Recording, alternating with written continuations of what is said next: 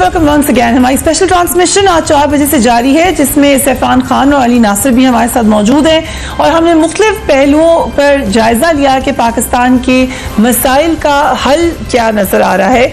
सबसे बड़ा मसला मईशत का है। उसके हवाले से अभी अभी जो खबर आप देख भी रहे होंगे वो ये कि IMF ने एलामिया जारी कर दिया है। जैसे कि हमने आपको बताया भी था कि आज ये मामला तय हो जाएगा। पाकिस्तान के लिए 6 अरब 20 करोड़ डॉलर के पैकेज की मंजूरी दे दी गई है। पाकिस्तान के लिए पैकेज की मंजूरी IMF के एग्जीक्यूटिव बोर्ड के इजलास में दी गई। कर्ज पाकिस्तान के इक्तिसादी प्लान की मदद के लिए दिया जाएगा। IMF एलामिया कर्ज से पाकिस्तान की मईशत की तसलसल से तरक्की बहाल होगी। कर्ज से पाकिस्तान में मेयार जिंदगी बेहतर बनाने में मदद मिलेगी और उसके पैकेज की मंजूरी का ऐलान कुछ देर बाद कर दिया जाएगा। ये IMF का एलामिया है जो मैंने आपके सामने रखा है। हम मईशत के हवाले से ही बात कर रहे थे और उसके हवाले से भी ये है कि पाकिस्तान की मईशत आज जिस मकाम पे खड़ी है उसकी बुनियादी वजह गुज़िश्ता 70 सालों में किसी भी ठोस मुआशी पॉलिसी पर अमल ना होना है। ये बात तो अब एक फैक्ट है। हमारी हुकूमतें वक्ती ज़रूरत के तहत फैसले करती रही, जो उनको सूट करता रहा वो करती रही। वक्ती रिलीफ भी मिलता रहा, वक्ती मसाइल भी आते रहे। बड़ा एड के ऊपर हम डिपेंडेंट रहे। पाकिस्तान को सनती मुल्क बनाने के लिए कभी कोई हमने भरपूर कोशिश नहीं देखी और मुल्क की ज़राअत को भी मुस्तहकम नहीं किया गया। हाल ये है ज़राअत के आपको हमने दिखाए थे जो इस वक्त सूरत हाल हो चुकी है। एग्रीकल्चर कंट्री हम कहते थे, अगर क्या हम आज अपने आप को कह सकते हैं। नतीजा ये निकलना था जो निकल रहा है कि हम कर्ज ले लेकर गुजारा करते रहे हैं, जिसकी वजह से हमें जो हमारी मईशत है वो कर्ज के बोझ तले दबती गई। So you could never rise. अभी फिर ये एक कर्ज ही की कहानी है, लेकिन साथ ही साथ कुछ रिफॉर्म्स की कोशिश भी की जा रही है। क्या ऐसा हो सकेगा? मईशत की बहाली के लिए जिन अहम इकदाम की ज़रूरत है, और ये बात आई थिंक हर इकोनॉमिस्ट हमें बार बार बताता है। We will recap. इम्पोर्ट में कमी करके पाकिस्तानी मसनूआत को फ़रोग़ देना होगा, जो हम बार बार ये बात कह रहे हैं। पाकिस्तान के एक्सपोर्ट में इजाफा करना होगा। FBI के ढांचे में तब्दीली लाकर टैक्स वसूली में इजाफे की सख्त ज़रूरत है। पाकिस्तान की मईशत को मुकम्मल तौर पर दस्तावेजी बनना होगा। डॉक्यूमेंटेड इकॉनमी, कौमी इदारों का खसारा कम करने के लिए जल्द इस्लाहात करना होंगी।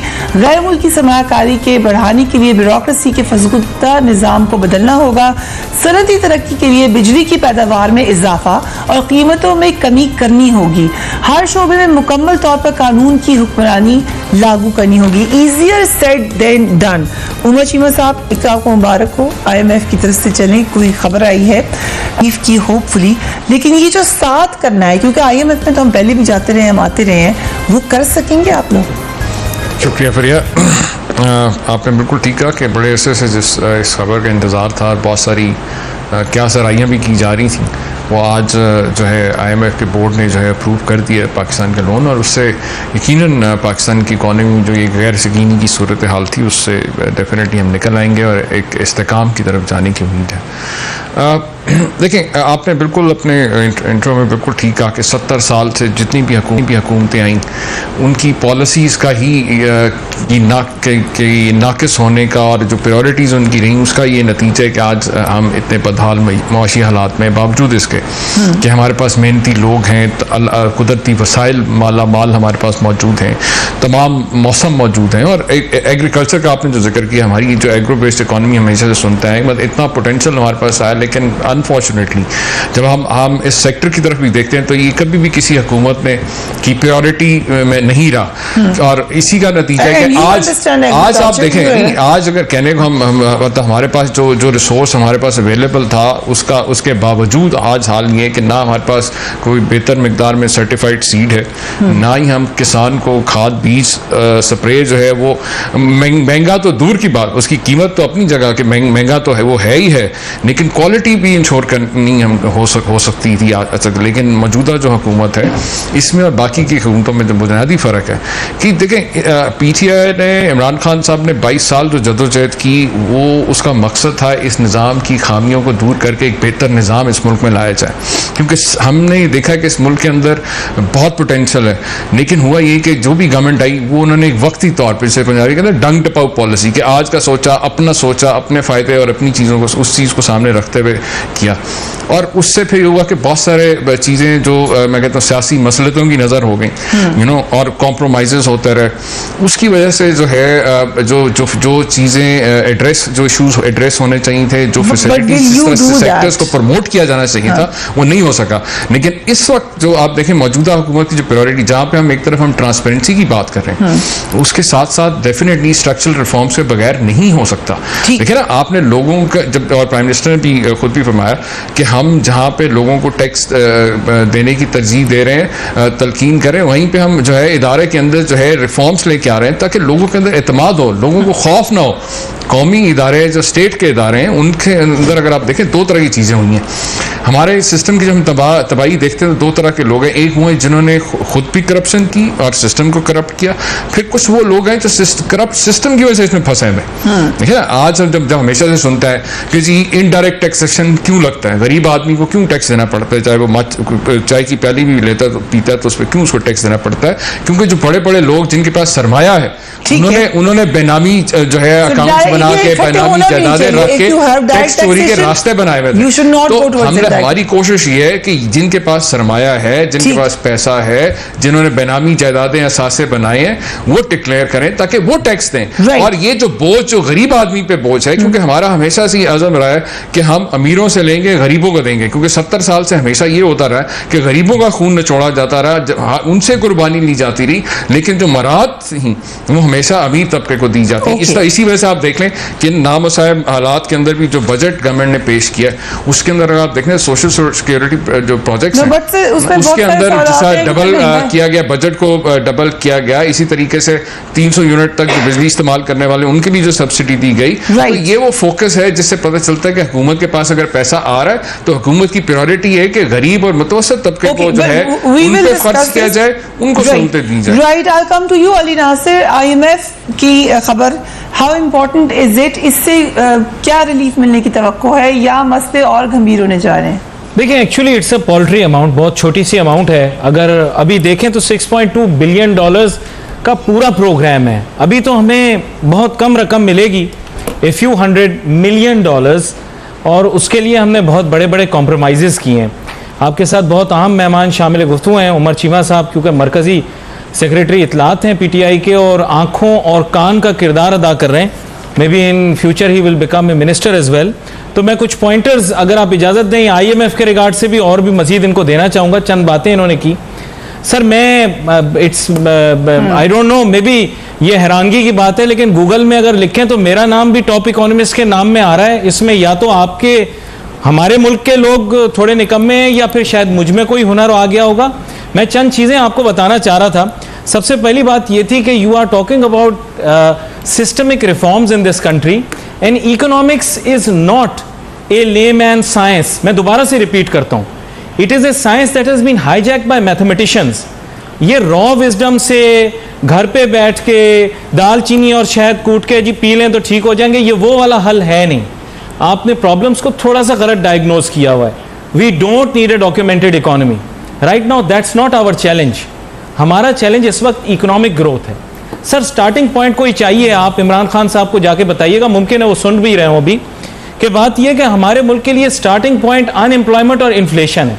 वैसे तो बहुत जो ब्रॉड पर्सपेक्टिव के अंदर प्रॉब्लम्स को देखा जाए तो बहुत सारी हैं, लेकिन इकोनॉमिक्स 101 ये स्टेट करती है कि ये दो की प्रॉब्लम्स हैं।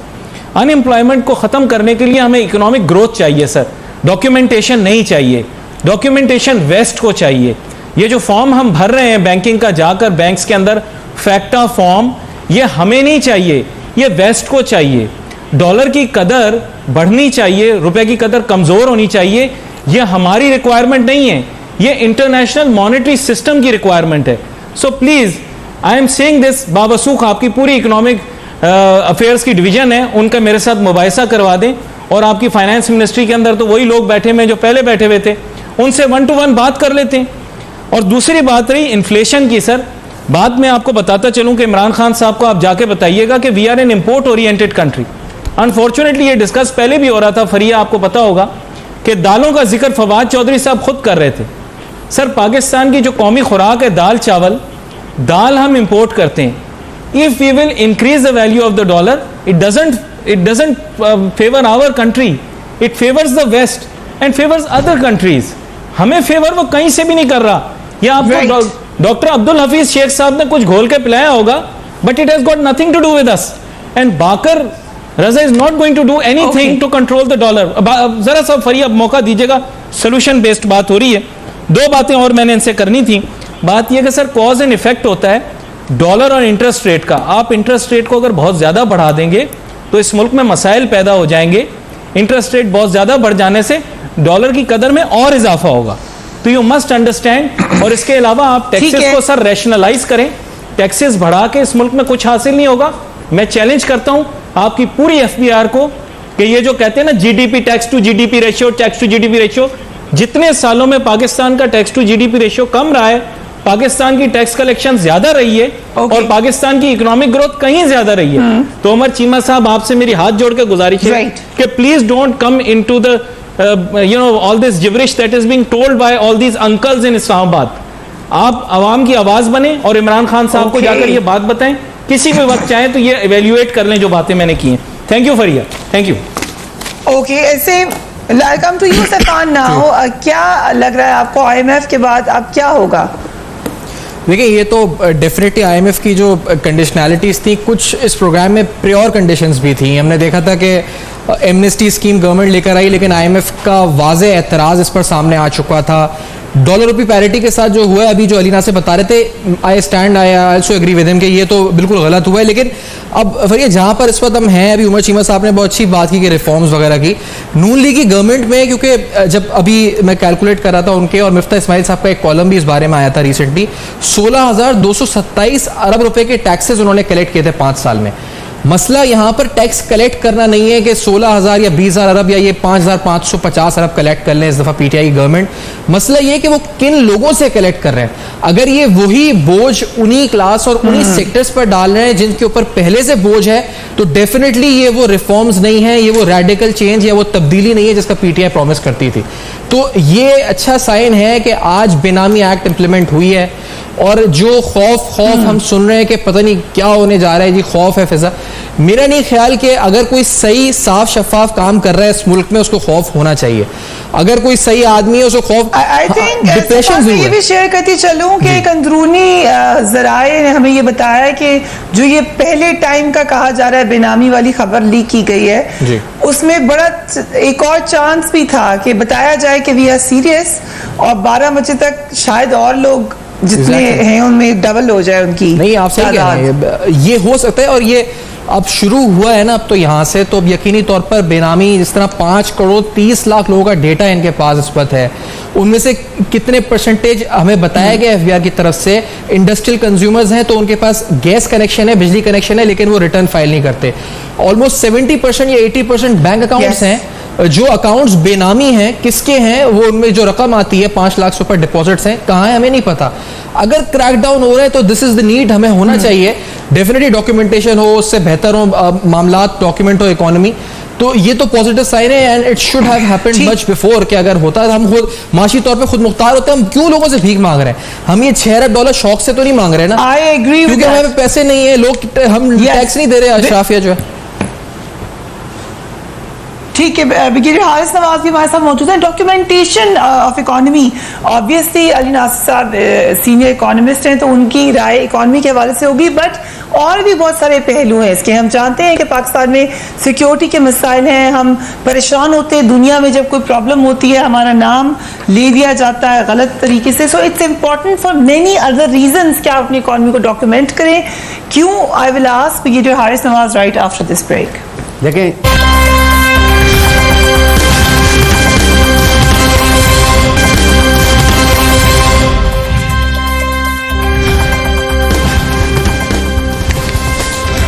And welcome back. हम बात कर रहे हैं इकॉनमी के हवाले से IMF का पैकेज क्या तब्दीली लाएगा पाकिस्तान में। Brigadier Haris Nawaz, documented economy कितनी अहम है, पाकिस्तान क्या फाइनली राइट डायरेक्शन में है डॉक्यूमेंटेड इकॉनमी के हवाले से? अगेन क्या फ़र्क पड़ेगा IMF की डील के बाद? लेकिन बेसिकली फरिया एक बात यह है कि डॉक्यूमेंटेड इकॉनमी तो बहुत ही ज़रूरत है, ख़ास तौर पे पाकिस्तान ग्रे लिस्ट में भी है और फाइनेंशियल एक्शन टास्क फोर्स पे ये उनकी रिक्वायरमेंट भी है कि economy should be all documented. इससे एक तो जो इकोनॉमिक टेररिज्म होती है, मनी लॉन्ड्रिंग होती है, दहशतगर्दों का पैसा जाता है, सारा डॉक्यूमेंटेड हो जाएगा। सेकंड बात ये कि IMF के आने से पैसे से ज़ाहिर फ़र्क पड़ेगा। 3-4 साल में उन्होंने पैसा देना है, कोई $1.5 बिलियन पर ईयर हमें मिलेगा। बट इससे इम्पॉर्टेंट बात जो है इस वक्त, क्योंकि PTA के रिप्रेजेंटेटिव यहाँ पर मौजूद हैं, I like to highlight that point also कि आपको 3-4 प्रॉन्ग स्ट्रेटजी की ज़रूरत है। नंबर 1 ये कि FBR में बिल्कुल आप कर रहे हैं कि आपने बड़ा टैक्स ब्रॉड कर लिए और एमनेस्टी स्कीम भी ले आए हैं, but what about FBR reforms? Pakistan में एक साल में FBR में 1000 अरब रुपया जो है वो जो चोरी होता है। 1000 अरब मीन्स $8 बिलियन। कराची में पूरे पोर्ट कासिम और दूसरा ये कराची का पोर्ट है, यहाँ पे जितने कंटेनर आते हैं, आप किसी भी इंस्पेक्टर को और उसके बाद deputy director different custom officers के जाके देखें उनकी अपनी फाइनेंशियल स्टेट्स क्या है। This is all Pakistan money and that has to be brought back to FBR। अगर हम इसकी पिलफरेज रोक लेते हैं, प्लस FBR के अंदर इटसेल्फ हमारे जो हमने क्या चेंजेस किए हैं, हम जो वर्ल्ड बैंक IMF से सिर्फ ये $1 बिलियन के लिए साल का मिलना है, हमने कितनी तकलीफ ली है, उनकी कितनी शराइत मानी है, अवाम पे बोझ डाला है। Why can't we put this is in our own hands? This needs good governance और मैनेजमेंट चाहिए, नंबर 1। नंबर 2 उसके बाद ये कि आपकी स्टेट कॉरपोरेशन जितनी चल रही हैं, 500 अरब रुपये हमारा वहाँ खर्च हो जाता है, जिसमें आपकी सारी PIA सोन से ऑर्गेनाइजेशन हैं, आपका ये पैसा बचता है। और बल्कि जब ये फंक्शनल होंगी तो जॉब अपॉर्चुनिटीज़ बढ़ेंगी और हमें और प्रोडक्टिविटी बढ़ेगी। और थर्ड ये है कि आपका ये जो कमीशन वगैरह होते थे 5 बिलियन रुपीज़ 100, वो भी हम कंट्रोल कर सकते। ये तो हमारे हाथ में है। नंबर 2 बात ये है कि आपका इकोनॉमिक इंजन जो है वो हमारा एग्रीकल्चर है। नाउ इज़ द टाइम कि IMF से हम निकल गए हैं, इकोनॉमी रिवाइव हो रही है। I think thing and put right. Now is the time कि आप चाइना से चाहे आप ऑस्ट्रेलिया को पकड़ें, जहाँ जहाँ अच्छी ये इम्प्लीमेंट्स आ रहे हैं, आप यील्ड बढ़ाएं, इम्प्रूवमेंट करें एग्रीकल्चर को, जॉब भी बढ़ेंगी और इकोनॉमी भी रिवाइव करेगी, जो हमें करने की ज़रूरत है। हमने अभी तक कुछ नहीं किया। ये 2-3 इंपॉर्टेंट इतनी चीज़ें हैं कि अगर हम ये कर लेते हैं, पाकिस्तान की इकॉनमी को हम बहुत बूस्ट देंगे। अगर ये 2000 अरब जो हमारा चोरी होता है एक साल में, इसमें से आप चाहे मैं कहता हूँ 30% भी बचा लें तो भी 6-7 बिलियन डॉलर्स या 6-7 अरब रुपया 1000 अरब बन जाता है। तो ये वो हमारे पास चीज़ें हैं जो डूएबल हैं। This requires governance and also system structural reforms कर लें। जब आप इसके साथ पैसा हमारा ये हम सेव कर लेंगे, आप हेल्थ पे ले जाएं, हॉस्पिटल, स्कूल, यूनिवर्सिटीज़, इंडस्ट्रियलाइजेशन करेंगे तो जॉब अपॉर्चुनिटीज़ बनेंगी जो आपने प्रॉमिस किया हुआ है। तो ये सारी चीज़ें अगर हम कर लें, आई एम श्योर कि ये 1-1.5 साल में पाकिस्तान की इकॉनमी भी रिवाइव हो जाएगी। इमरान खान और PTA का जो मैनिफेस्टो था करप्शन ख़त्म करने का, वो जो अभी कोशिश की जा रही है, लेकिन उसमें भी इंपॉर्टेंट चीज़ ये है कि कोई फ़ायदा नहीं है 10-15 फैमिलीज़ को उन्हें अरेस्ट कर लिया है, 5 स्टार फैसिलिटी दी हुई है, उसके बाद 50 लोग रोज़ मिलने जा रहे हैं, 5 स्टार का खाना बाहर से आ रहा है, तो why should they return the money? And we don't, people of Pakistan don't want कि आप इनको पकड़ के जेल में दे दें, इनको सजा दे दें। What is the purpose? 10 से 15 billion dollar we have to recover from them. ये इनके लिए हमें ज़रूरत है। ये पाकिस्तानी अवाम को चाहिए कि इस 1 साल के अंदर अगर हम ये पैसा रिवाइव करते हैं, $10 बिलियन रुपीज़, तो see where do we are economy moves. These are the practical things which we need to do, और इंशाल्लाह अगर ये होता है इससे बहुत फ़र्क पड़ेगा। ओके, ख्वाजा मसूद अख्तर, सदर Sialkot chamber of commerce and industry भी हमारे साथ मौजूद है। Sir, thank you so much. Program Tehreek Insaf की हुकूमत का पहला बजट मंजूर हुआ, आज IMF की डील भी हो गई। कारोबारी तबका कैसे देख रहा है इसको? कारोबारी तबका बड़ी परेशानी की हालत में इस बजट को देख रहा है, क्योंकि काफ़ी चीज़ें इन्होंने इस तरीके से की हैं, लगता है कि जिन्होंने बजट बनाया है उनको कारोबार के मुताल्लिक इतनी अच्छी मालूमात नहीं है। इसमें कोई शक नहीं कि लोग बहुत कम टैक्स देने वालों में शामिल हैं। लेकिन अगर इतनी बड़ी तादाद जिन्होंने कभी टैक्स नहीं दिया, हर एक के ऊपर आप पीछे जाएंगे और आपके पास कैपेबिलिटीज़ भी नहीं होंगी, आपके पास बंदे भी नहीं होंगे, तो उससे ज़्यादा परेशानी लोगों के अंदर पैदा होगी। और बिज़नेस जो कल्चर है पूरे मुल्क का, वो एक क्याओस की तरफ जाना शुरू हो जाएगा, जो कि आना शुरू हो गया। लोगों ने बजाय माल बेचने के माल रोकने शुरू कर दिए हैं। उनको कोई समझ नहीं आ रही कि इसको कैसे डील करना है। और दूसरी तरफ इवन पूरे शहर में सेल टैक्स के लोग, चंद लोग इकट्ठे हुए हैं जो गवर्नमेंट के अदारे हैं, उनके पास भी कैपेबिलिटीज़ नहीं है कि इस चीज़ को इस तरीके से किया जा सके। और अल्टीमेटली जो कल्चर है बिजनेस का, वो बुरे तरीके से मुतासर हो रहा है। राइट, एक और ओपिनियन सैयद ज़िया आनंद, सदर Faisalabad chamber of commerce and industry भी हमारे साथ मौजूद हैं। हुकूमत में FBI की इस्लाहात की हमने बात की अभी, आप मुतमईन हैं जो इस्लाहात का जिक्र हो रहा है, या क्या इस्लाहात करनी चाहिए? कहता हूँ कि बिल्कुल FBR में इस्लाहात होनी चाहिए थी। और क्योंकि अगर इस्लाहात ना होने का ही ये नतीजा है कि 7-8 लाख बंदा सिर्फ टैक्स देता है और बाकी सारा 22 करोड़ आदमी जो है वो टैक्स नहीं देता, तो मैं समझता हूँ कि बिल्कुल इस्लाहात की ज़रूरत है, इस्लाहात करनी चाहिए। और जो इस्लाहात कर रहे हैं, इसमें मैं आवाम से भी रिक्वेस्ट करूँगा, अपनी बिजनेस कम्युनिटी से भी रिक्वेस्ट करूँगा कि वो मैक्सिमम लोग रजिस्टर्ड हों अपनी, ताकि देखें हुकूमत को भी टैक्स चाहिए और टैक्स से ही मुल्क की इकॉनमी जो है वो बेहतर होती है। जिस तरह आपने देखा होगा कि कुछ दिन पहले NDU में एक सेमिनार हुआ जिसमें चीफ ऑफ आर्मी स्टाफ ने भी खिताब किया, और पाकिस्तान की सिक्योरिटी के लिए बहुत ज़रूरी है कि FBR में इस्लाहात हों, हमारा मुल्क जो है वो जायज़ लोगों से टैक्स वसूल करे। मौजूदा टैक्स एमनेस्टी स्कीम आखिरी दिन आज था, क्या आप समझते हैं ये पिछली स्कीमों से बेहतर है? ये स्कीम उन स्कीमों से इस लिहाज से बेहतर है कि वो सिर्फ इनकम टैक्स लॉ जो है उसमें सहूलत देती थी। ये स्कीम बेसिकली वो एमनेस्टी स्कीम होती थी। ये जो है ये आपकी जो प्रॉपर्टी और हर चीज़ को एड्रेस करती है। जिस तरह प्रॉपर्टी 1.5% पे आप करवा सकते हैं, कैश जो है वो 4% पे करवा सकते हैं। Right. तो इसके बाद आपको फिर आप सेल टैक्स जो है, अगर आपकी मार्केट में पैसा है तो आप वो भी डिक्लेयर कर सकते हैं। तो मैं समझता हूँ कि एक अच्छा इकदाम है। और उसमें मुझे कल की जो फिगर बताई गई है वो फिगर कोई, गवर्नमेंट तो कहती है बहुत हौसला अफजा है, लेकिन मैं समझता हूँ कि और लोगों को डिक्लेरेशन करनी चाहिए। राइट मशीमा साहब, कुछ आपको अपने बिजनेस कम्युनिटी का भी बताया, आपने सुना जो मामलात हमें ब्रिगेडियर हारिस ने कहे हैं कि इनको तो आप ठीक कर सकते थे या कर लें अभी भी। Do you think you can do that? बिल्कुल, और इंशाल्लाह ताला हम जब 5 साल होने से पहले तक जो है आप देखेंगे कि ये बहुत सारी चीज़ें जो हैं गोल्स अचीव कर लिए जाएंगे। और जो पहले भी एक दो लोगों ने जो बात की, मैं एक अर्ज़ करता चलूँ कि ये जो तासुर है ना कि शायद सिर्फ हम सिर्फ FBR या कुछ एमनेस्टी स्कीम ही लेके आए, ऐसा नहीं है। एक मल्टी प्रॉन्ग स्ट्रेटजी है जहाँ पे हम FBR जैसे इदारों के अंदर स्ट्रक्चर रिफॉर्म्स करने ताकि जो है टैक्स पेस के अंदर एतमाद पैदा हो। FBR की जो अभी आपको फिगर्स दिए डॉक्टर हारिस ने, देखें जो लॉस वहाँ पे होता है, जो करप्शन का इसीलिए कर रहे हैं ना जी, देखिए इसीलिए कर रहे हैं। मैंने आपसे पहले अर्ज किया कि आज तक 70 साल से क्या होता रहा कि खुद भी चोरी करते रहे हुक्मरान, और फिर उसके बाद इदारे भी तबाह किए, कवानीन के अंदर चोर दरवाजे रखे।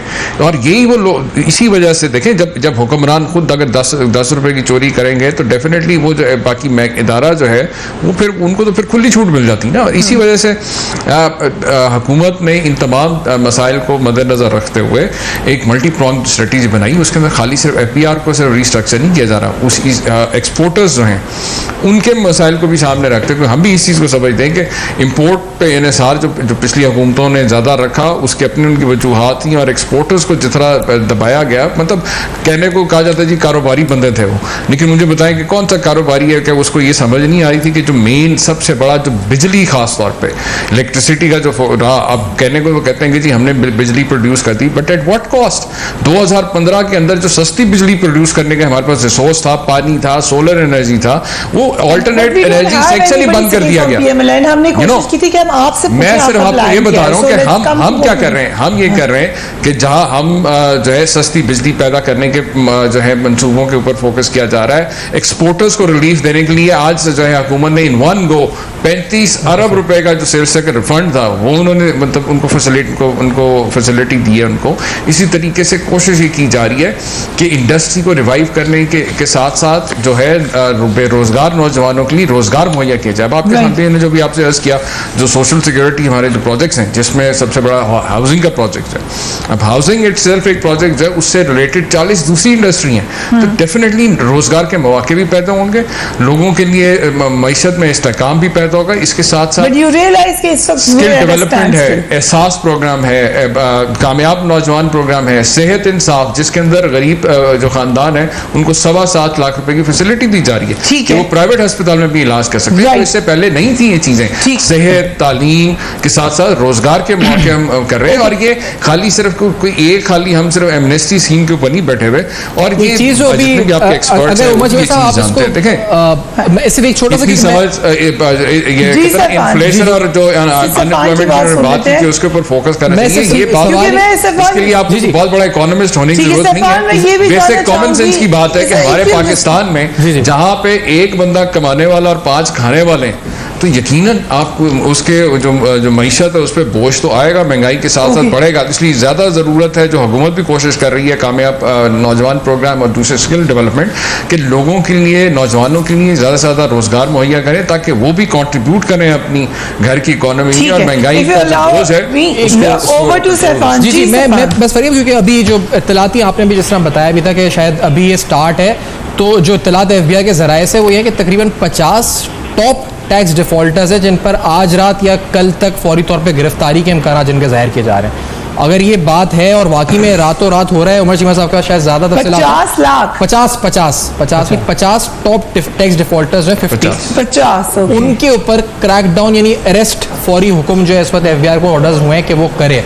ये ज़राए से जो FBI के जो मुख्तलिफ खबरें रिपोर्ट हो रही हैं, तो और ये आज रात या कल तक का बात की जा रही है, तो ये this is be a very significant step. ये वही अशराफिया जो टैक्स नहीं देती और इसके बाद जो और टैक्स चोर हैं उनके लिए खुला पैगाम है गवर्नमेंट का मेरे ख्याल से इसके बाद कि अब आप बच नहीं सकते। और दूसरी बात जो रिफॉर्म्स की बात हुई है, क्योंकि मेरी जो हमने सुना जो बीट रिपोर्टर्स हैं फाइनेंस के, उनके जरिए जो इत्तलात मिलती हैं, क्योंकि ब्रिगेडियर हारिस ने बड़ा राइटली पॉइंट आउट किया है FBI रिफॉर्म्स का, जो हमने सुना है वो ये है जी कि एक स्ट्रैटेजी गवर्नमेंट ये भी ला रही है कि FBR में LTUs यानी जो लार्ज टैक्स पेयर यूनिट्स और RTUs होते हैं, इसको ख़त्म करके जो सेक्टर वाइज DGs आ जाएंगे, फिर एक चीफ इंफॉर्मेशन ऑफिसर होगा। अब ये तमाम चीज़ें वो हैं कि अगर वाकई में इम्प्लीमेंट होने जा रही हैं, ये 50 अरेस्ट होने जा रहे हैं, तो डेफिनेटली आज का दिन बड़ा सिग्निफिकेंट है। आज आर्मी चीफ की को कमांडर्स कॉन्फ्रेंस हुई, आज IMF के बोर्ड ने अप्रूव किया प्रोग्राम, आज बेनामी एक्ट की इम्प्लीमेंटेशन स्टार्ट हो रही है और आज रात या कल सुबह 50 लोग गिरफ्तार हो रहे हैं।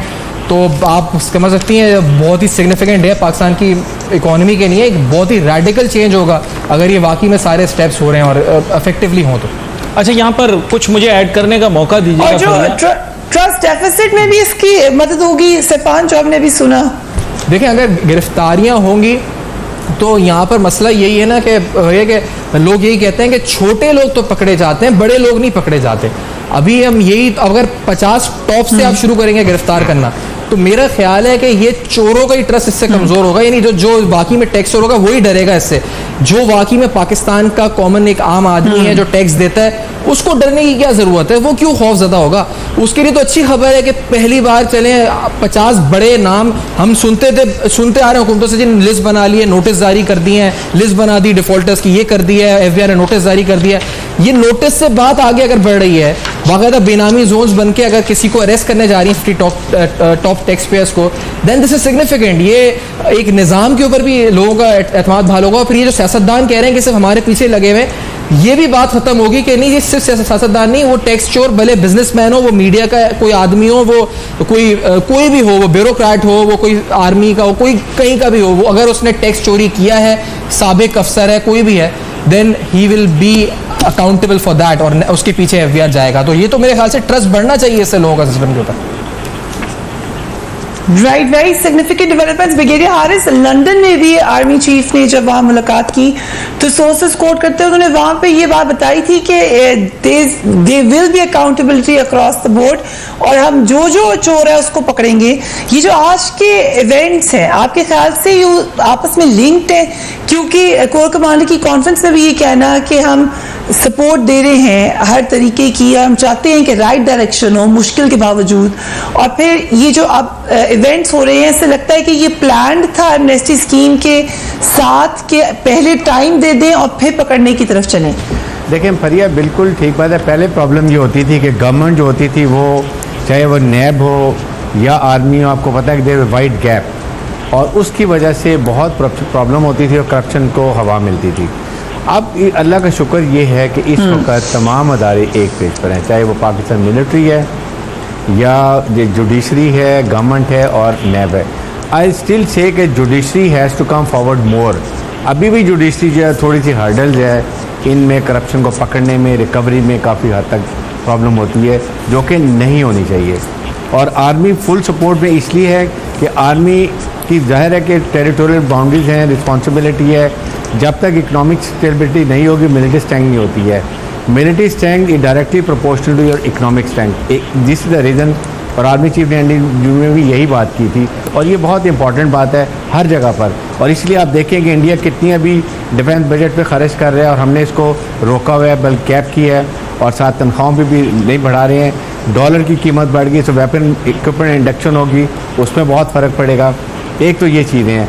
सेकंड, एक इम्पॉर्टेंट बात मैं आपको बताना चाहता हूँ कि देखिए ऑन अ लाइटर नोट, क्या पे हम मीडिया से को भी फीडबैक में ले लें, क्योंकि मीडिया के भी काफी कर्टेल हो गए हैं सारे perks and privileges. We are also, can we be stakeholders as well? फिर ये एक बड़ी इंपॉर्टेंट बात। देखिए इंडिया में मैं आई गो इन डिफरेंट इंडियन चैनल्स, वो उनका मीडिया कभी भी गवर्नमेंट के खिलाफ, रॉ के खिलाफ कभी बात नहीं करेंगे, and they are very open about government को सपोर्ट करने में। हमारे यहाँ पर डिफरेंट है ये। इसको भी मिनिस्ट्री इंफॉर्मेशन को, पैमरा को और ISPR को बैठ के कुछ स्ट्रैटेजी बनानी चाहिए, उनको फोकस डायरेक्शन देनी चाहिए नेशनल इशूज़ के ऊपर। What are the national issues? ये साहब पहले इतने कर्व्स लगा दिया आपने, अब क्या करना है आपने? एक और इम्पोर्टेंट चीज़।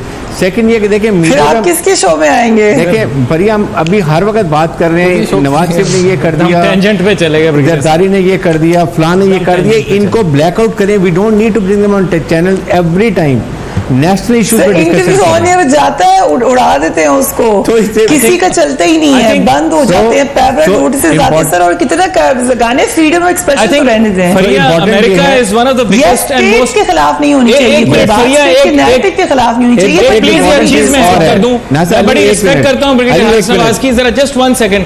ब्रिगेडियर साहब, असल में बात यह है कि America right now is the most established democracy in the world. India might be the biggest democracy, but they are a bogus country.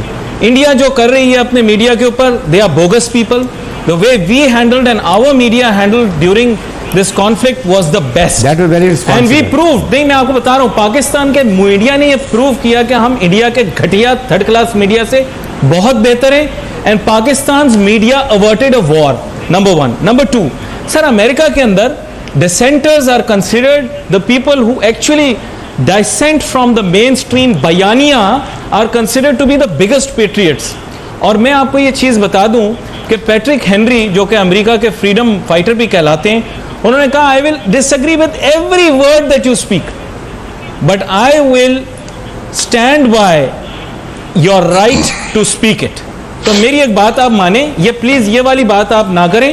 ये बयानिया जो होता है, ये वही बयानिया था जिसने इस मुल्क के अंदर क्लैशनकोफ कल्चर लाया, और ये वही बयानिया था जिसने मुल्क के अंदर चरस आम की, ये वही बयानिया था जिसने मुल्क को बर्बाद किया, ये बयानिया वही था जो पहले सीपैक को लेकर आया, ये वही बयानिया था जो सीपैक को फिर मंजर आम से गायब कर दिया। तो सर फ्रीडम पे बात नहीं करते, नेशनल सिक्योरिटी हमारी बदलती रहती है, कभी हमारी नेशनल सिक्योरिटी कुछ हो जाती है, कभी कुछ हो जाती है। मेरे ख्याल से we should allow freedom of speech, कुछ हमारे मुल्क को कुछ नहीं होगा। फ्रीडम ऑफ स्पीच बेसिकली बात ये है कि हम देखें ये सारे टॉपिक्स ला रहे हैं सियासत के, मैंने बहुत कम देखे मीडिया के ऊपर। अगर जरदारी साहब, कल जरदारी साहब की बात चली जाती और वो सो कॉल्ड इंटरनेशनल बिजनेसमैन जिसने तकरीबन हर पॉलिटिकल पार्टी को फंडिंग दी है, और शायद वो उनका अपना भी शायद कोई उससे रिश्ता हो, तो आप मुझे बताएं कि क्या बड़ी बात हो जाती? वो तो खुद इम्प्लीकेट हो जाते हैं इस चीज के अंदर। हम उमर चीमा साहब से भी कमेंट ले लें, क्योंकि मीडिया को बड़े ऐसे तक डील करते रहे हैं और उस वक्त से पीटीआई के साथ हैं जब पीटीआई में थोड़े से लोग थे। इन बेचारों को तो खुद नहीं बोलने दिया। ये बंदा बड़ा अच्छा उमर चीमा, खुद देखा जो मीडिया आपका, आप डार्लिंग बोलते थे मीडिया की, मीडिया आपका डार्लिंग था। मसला क्या हुआ पीटीआई की गवर्नमेंट को? देखें, आपने ठीक कहा, हम लोगों ने बिल्कुल पाकिस्तान के अंदर मीडिया की आज़ादी के लिए आप लोगों के साथ सड़कों पे प्रोटेस्ट भी किए हैं, डंडे भी खाए हैं, एंड हम हमेशा नहीं, ऐसा हरगज़ नहीं है। आपके सामने मेरे ख्याल में जितना इस गवर्नमेंट ने फैसिलिटेट किया है, बावजूद इतने फाइनेंशियल क्रंच के बावजूद, देखें परसेप्शन, देखें ना, वही वाली बात आ गई जैसे अभी पहले बात हुई थी कि अब सिग्निफिकेंट चेंज किया। आपको याद है नवाज शरीफ ने भी एहतसाब का नारा लगाया था। सबसे पहले क्या किया, फैसलाबाद जाके उन्होंने कहा जनाब एक क्लर्क टाइप कोई बंदा था, कोई SHO, किसी SHO को पकड़ लिया, कभी पटवारी को पकड़ लिया। इस दफा ऐसा नहीं हो रहा। इस दफा क्या हो रहा है, बड़े बड़े चोर, बड़े बड़े जो डाकू हैं, उन पे हाथ डाला जा रहा है। आम जो लोग हैं वो आप देखेंगे वो ऑटोमेटिकली वो खुद ही सीधे हो जाएंगे आपके साथ। आप मोटरवे पे चढ़ते ही लोग फौरन सीट बेल्ट बांध लेते हैं। स्पीड क्यों करते हैं? क्योंकि उन्हें पता है कि कोई कितना भी बड़ा आदमी होगा, one can not get away with it. पहले क्या था, एक ट्रिकल डाउन इफेक्ट था, ठीक है, क्राइम पेस। आज क्या है, जब वजीर आजम खुद जब जो है हर चीज अपने आप को एहतसाब के लिए पेश करता है, अपनी ट्रांसपेरेंट डॉक्यूमेंटेशन, अपनी इनकम टैक्स हर चीज सामने रखता है, तो फिर यकीनन हर कौम को भी ये चीजें फॉलो करनी पड़ेंगी जो हमारे यहाँ पहले नहीं थी। राइट, हमारी ट्रांसमिशन आपने देखी। Thank you gentleman for being a part of it. हम एक ब्रेक लेंगे, लेकिन दोबारा भी आएंगे 11 बजे। उस वक्त बात करेंगे farmer prime minister Shahid Khan Abbasi से और एक रीकैप करेंगे, सोल्यूशन का भी पूछने की कोशिश करेंगे। Thank you for watching, but stay tuned, we will be right back.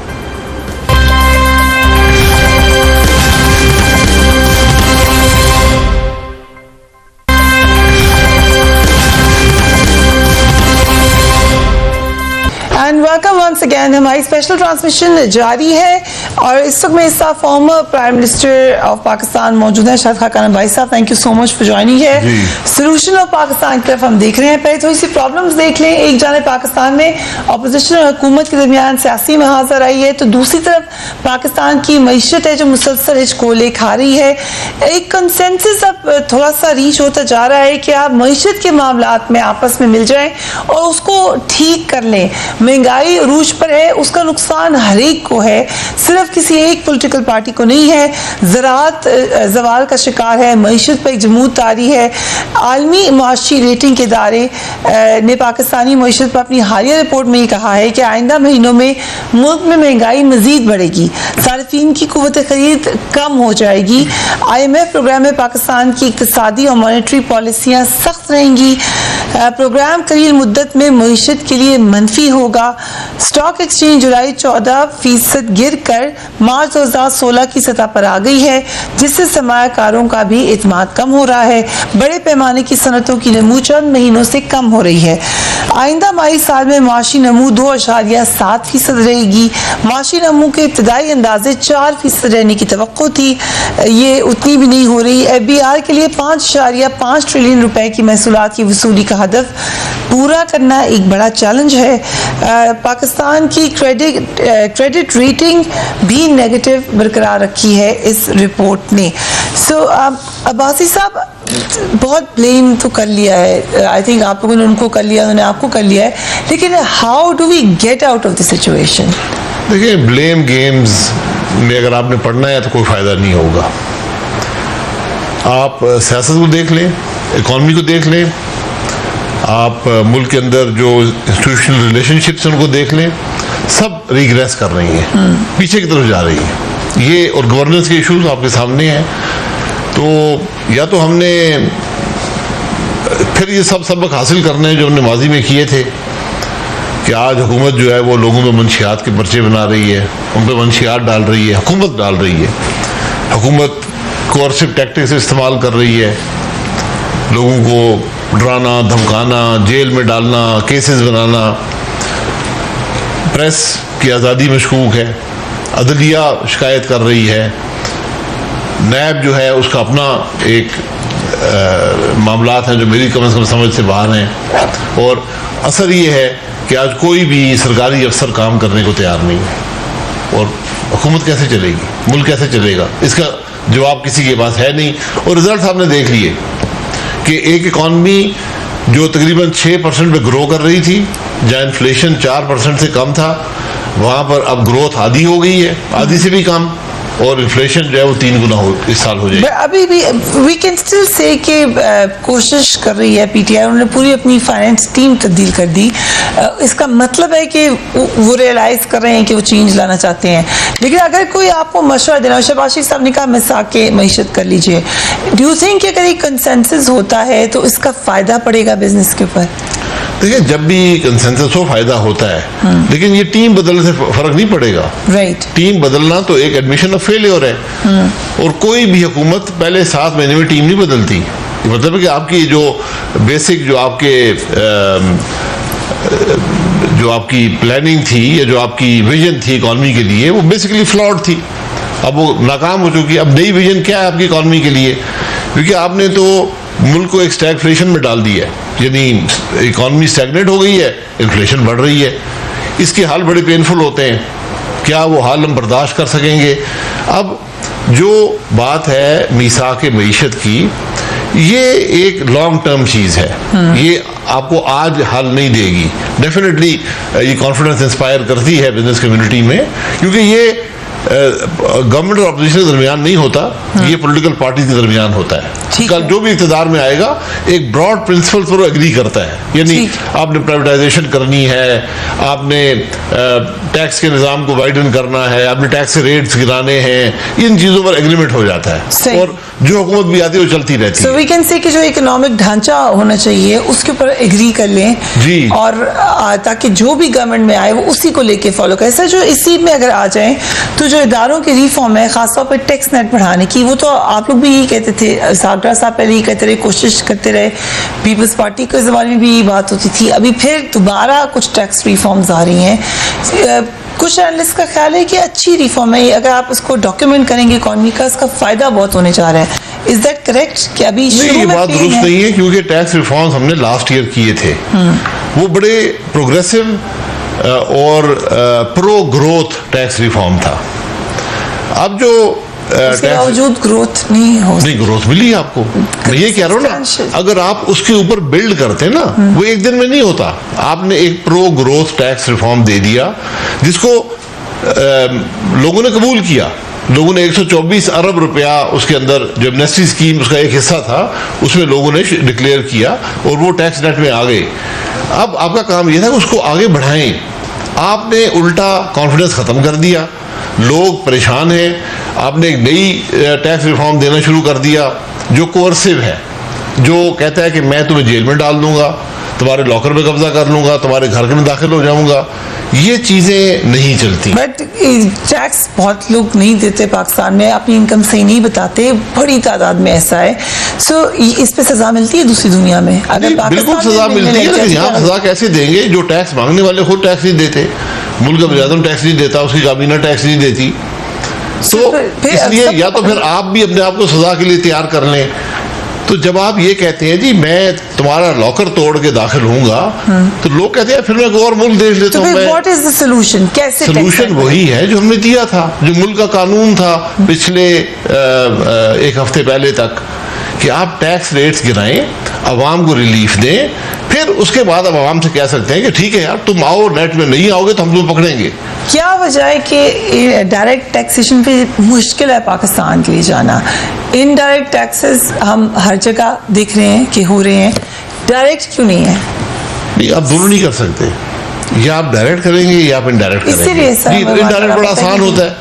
इस दफा भी जो टैक्स लगे हैं नए, 70% इनडायरेक्ट टैक्सेशन है। 62% आपके जमाने में 60% थे जी। अब वो जो मैं नए टैक्सेस की बात कर रहा हूँ, क्योंकि आपने 40% नए टैक्सेस लगाए हैं, राइट। उसमें से ओवर 70% टैक्सेस जो हैं they are indirect taxes, which is the same, almost same as your time. जी नहीं, मेरा और उससे फर्क नहीं पड़ता। बात ये है कि आप दोनों नहीं लगा सकते। आप जब इनडायरेक्ट टैक्सेशन कर रहे हो तो फिर डायरेक्ट टैक्सेशन नहीं हो सकती। ठीक है, दोनों में से एक करना पड़ता है ना। आप लोगों को कह रहे हैं मैं इनडायरेक्ट टैक्सेशन बढ़ा रहा हूँ, 40% बढ़ा रहा हूँ तुम्हारे ऊपर, हर चीज में बढ़ा रहा हूँ। ठीक है, कुकिंग ऑयल से लेकर गाड़ियों तक मैं हर चीज पे टैक्सेशन बढ़ा रहा हूँ इनडायरेक्ट। उसके बाद मैं डायरेक्ट भी बढ़ाऊंगा, और मैंने जो तुम्हें रिलीफ दी थी, जो टैक्स के रेट कम किए थे, वो भी खत्म कर रहा हूँ। ठीक है, यानी इस वक्त हालत ये है कि एक बड़ी परसेंटेज ऑफ सैलरीड क्लास लोगों की है जिनको टैक्स का एडवांटेज मिला था लास्ट ईयर। अब उन लोगों को जो इस दफा उनकी सैलरी में इजाफा हुआ है, जैसे गवर्नमेंट सर्वेंट्स हैं, तो एक्चुअली उनकी जो इनकम है वो कम हो गई है। ठीक है, क्योंकि उनका टैक्स बढ़ गया। एब्सोल्युटली। तो जो उनको इंक्रीज मिली है, टैक्स बिल उससे बढ़ गया। राइट। अब वो क्या करेंगे? इन्फ्लेशन आपकी 13% पे जा रही है। How will they survive? Right. तो आपने तो वो बजाय इसके कि टैक्स पेयर बने, वो तो बेचारे अपनी परेशानी में मुब्तला होंगे। तो ये ज़रूरत है कि इन चीज़ों को आप प्रोग्रेसिव बनाएं और इनको इंसेंटिवाइज करें, लोगों के टैक्स नेट में आए। लोग टैक्स नेट में आएंगे लेकिन कोर्शन से नहीं आएंगे। स्टिक आपको रखनी पड़ती है, इसमें कोई शुबा नहीं है, लेकिन कोर्सिव टैक्टिक से टैक्स का निज़ाम नहीं चलता। ओके, आपने खुद ही कहा कि इंसेंटिव दें। पूरी दुनिया में टैक्स के रिटर्न होता है। आपको अगर आप मदर हैं तो आपको वहाँ पे हेल्प हो जाती है, आपकी टैक्स कम हो जाती है। अगर आपको अपने बच्चे का ख्याल रखना है, वहाँ पे हेल्प हो जाती है। हॉस्पिटल्स आपके फ्री हैं, स्कूल्स फ्री हैं, रोड अच्छी ट्रांसपोर्ट सिस्टम है।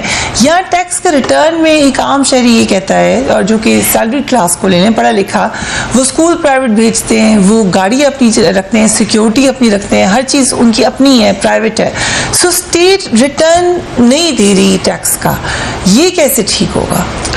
देखिए, वो तो एक लंबा इशू है कि इकॉनमी जब स्ट्रांग होगी, जब स्टेट स्ट्रांग होगी, तो आपको वो बेहतर सड़कें भी दे सकती है, बेहतर पुलिसिंग भी दे सकती है, बेहतर अस्पताल भी दे सकती है, बेहतर स्कूल भी दे सकती है।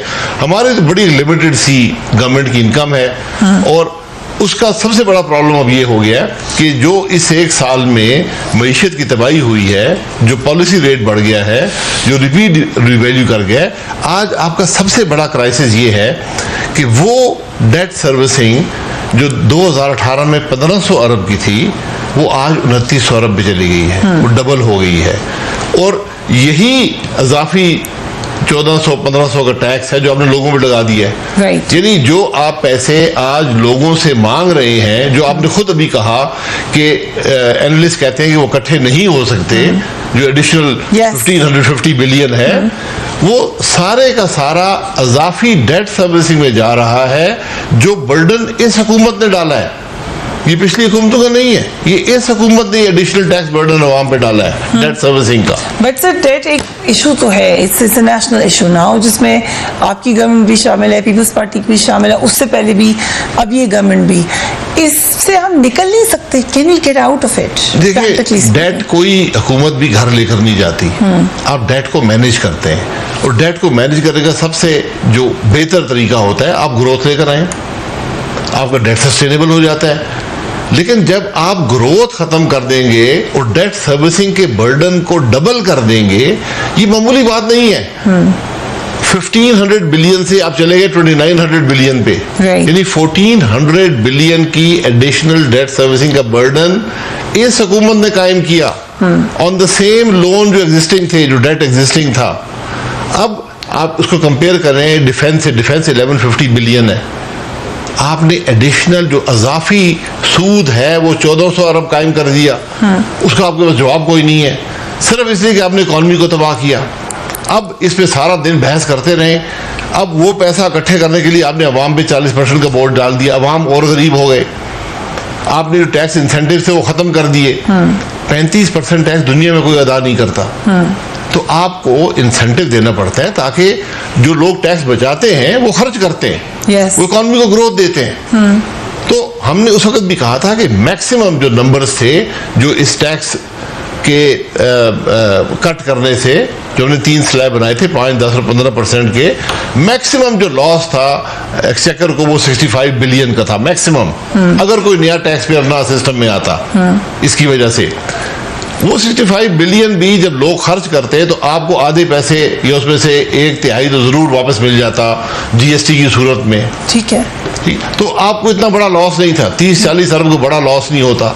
लेकिन आप लोगों को एक इंसेंटिव देते, लोगों का पे इन्फ्लेशन पे उसके इफेक्ट कम आता, लोगों की जिंदगी बेहतर होती, वो मजीद टैक्स देने के काबिल होते। ठीक है, वो आपने खत्म कर दिया।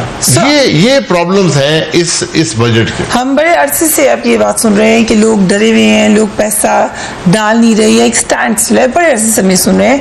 कितने अरसे तक सस्टेन किया जा सकता है स्टैंड स्टिल को? देखिए, ये जो अब हो गया है एक मुआशी जमूद जो है, ये ज्यादा अरसा आप सस्टेन नहीं कर सकते, क्योंकि इसका इफेक्ट गवर्नमेंट के रेवेन्यू पर डायरेक्टली पड़ेगा। जब लोगों के पास पैसा नहीं होगा या वो खर्च नहीं करेंगे या वो इन्वेस्ट नहीं करेंगे या बिजनेस में ग्रोथ नहीं आएगा, हुकूमत टैक्सेस कहाँ से लेकर आएगी? आपके टैक्सेस आपने इस साल खुद देख लिया कि 2018 में जो रेवेन्यू था वो तकरीबन 4000 अरब का था। यस, आपने 4400 का टारगेट रखा था इस साल, आपको कलेक्शन 3900 की, यानी 500 का शॉर्टफॉल आ गया। राइट। तो अब इस दफा आप कह रहे हैं कि नहीं, 3900 की जगह जो मैंने कलेक्ट किए हैं मैं जाऊंगा 5550 पे। ठीक है, ये सिर्फ मुमकिन है एक बड़े अगर हाई इन्फ्लेशन मुल्क में आ जाए, 20-25% इन्फ्लेशन हो जाए, आप ये टारगेट कलेक्ट कर लेंगे। फॉर्मर प्राइम मिनिस्टर हमारे खुसूसी मेहमान हैं। We will take a break and will be right back.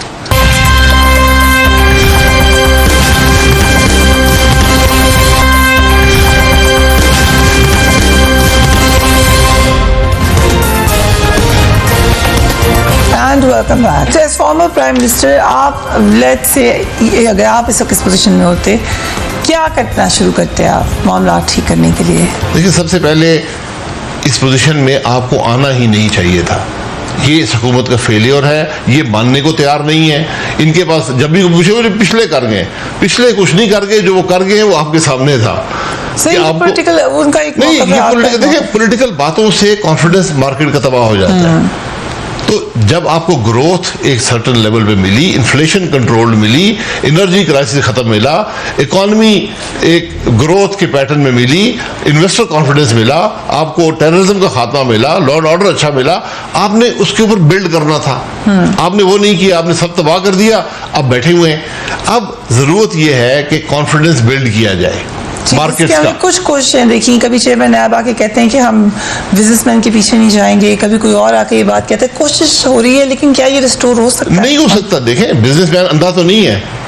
जब वो देख रहा है कि मुल्क के प्राइम मिनिस्टर पे, मैं प्राइम मिनिस्टर था, 6 नायब के केस मुझे बने हुए हैं, एक कभी ना सिर है ना पैर है, क्या वो लोग नहीं देखते? उनको समझ नहीं आती है क्या हो रहा है मुल्क के अंदर। कभी किसी वजीर से पूछ रहे हैं, तुमने अभी एहसन इकबाल साहब मेरे साथ थे, उनको अब बुलाया है कि नारोवाल में एक स्पोर्ट्स कॉम्प्लेक्स बना है, तो वो आपने गलत बना दिया है, तो नारोवाल में नहीं बनना चाहिए था।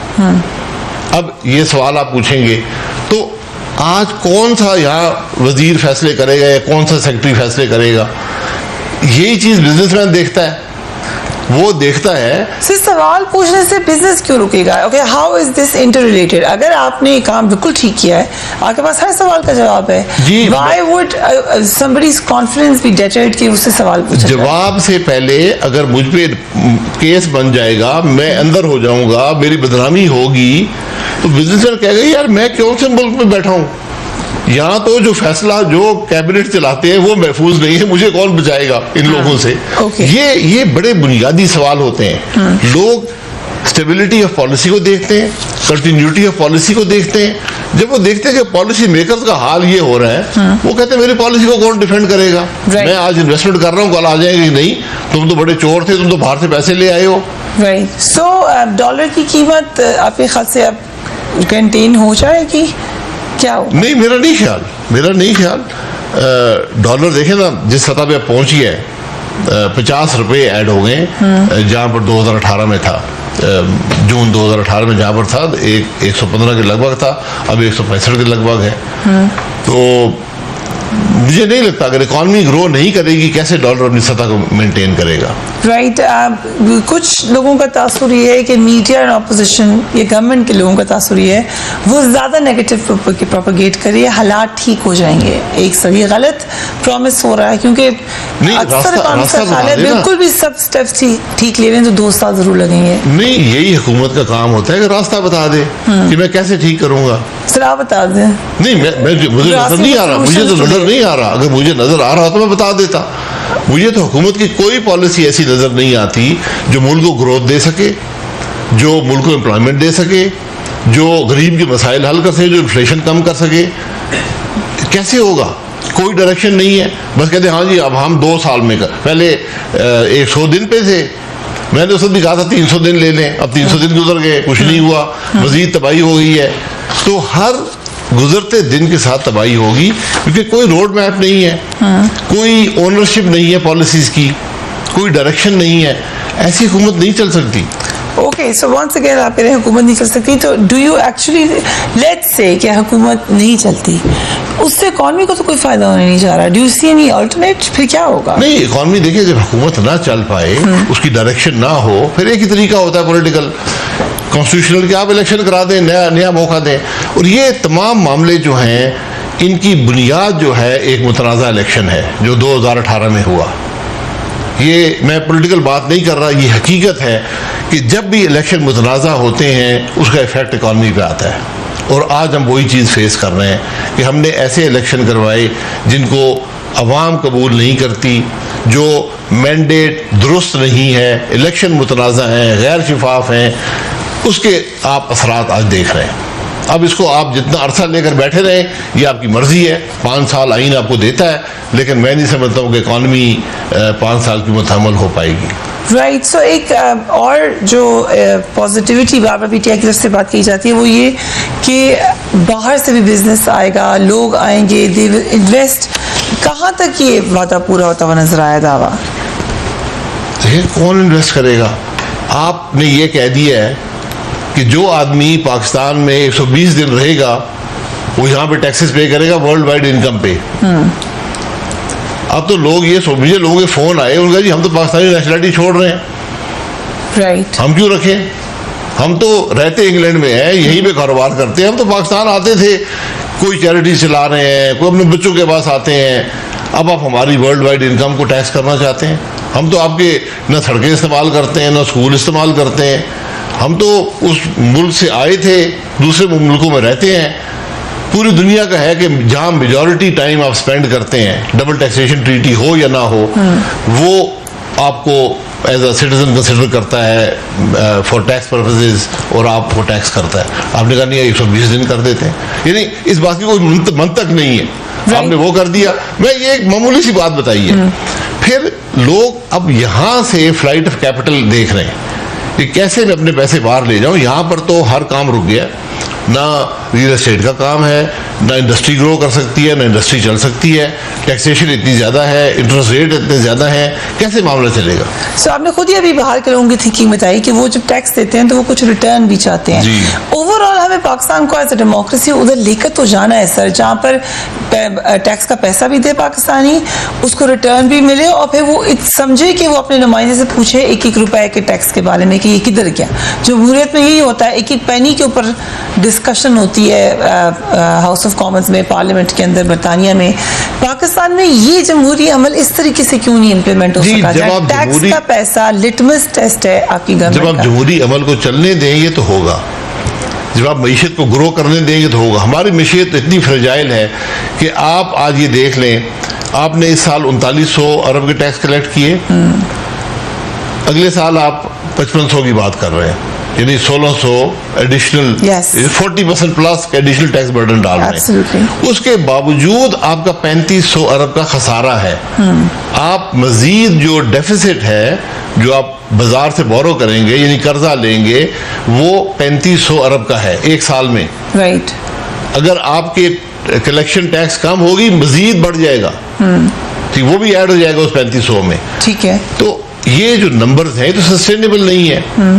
अब आप टैक्स ग्रोथ, सिर्फ एक तरीका होता है कि मुल्क को ग्रोथ दें। ग्रोथ से आपके टैक्सेस भी बढ़ते हैं, पैसा भी आपके पास होता है, आपके डेफिसिट्स भी कम होंगे, आप इन्वेस्ट भी कर पाएंगे सोशल सेक्टर्स में, तो उस तरह काम चलता है और कोई इसका शॉर्टकट्स ओके, नहीं। Let's come to growth. क्या तरीका है ग्रोथ को ठीक करने का? नहीं, ग्रोथ को देखिए, आपको पॉलिसीज देनी पड़ती हैं जो लोगों में कॉन्फिडेंस इंस्पायर करें, लोगों में एतमाद पैदा हो गया, हाँ जी हमारी हुकूमत है, ये हमारा ख्याल करेगी, हमें कुछ अगर फायदा नहीं देगी तो कम से कम नुकसान तो ना पहुंचाएगी। यहाँ तो आप कह रहे नहीं, मैं तो तुम्हें अंदर कर दूंगा, तुम्हारे लॉकर पे कब्जा कर लूंगा, मैं तुम्हारी प्रॉपर्टी ले लूंगा। इस तरह तो नहीं होता। तुम 120 दिन यहाँ रहते हो, तुम्हारा मैं लंदन के घर भी मैं कब्जे कर लूंगा क्योंकि तुम यहाँ 120 दिन गुजार गए हो। इस तरह ये कॉन्फिडेंस इंस्पायर नहीं होता इन चीज़ों से। आज सबसे बड़ी जो मुश्किल है, जो ये पूरा इस पिछले 1 साल में जो मामला पैदा हुआ है, जो इकॉनमी तबाह हुई है, इसकी बुनियादी वजह लॉस ऑफ कॉन्फिडेंस है, जो हुकूमती पॉलिसी की वजह से, जो पॉलिटिकल लीडरशिप है आज इक़्तिदार में, जो उन्होंने बातें की, जो मुतज़ाद बातें की, जिस किस्म की बातें की, उनसे ये सारा मामला पैदा हुआ है। राइट, खाकान अब्बासी साहब, thank you so much for giving us time.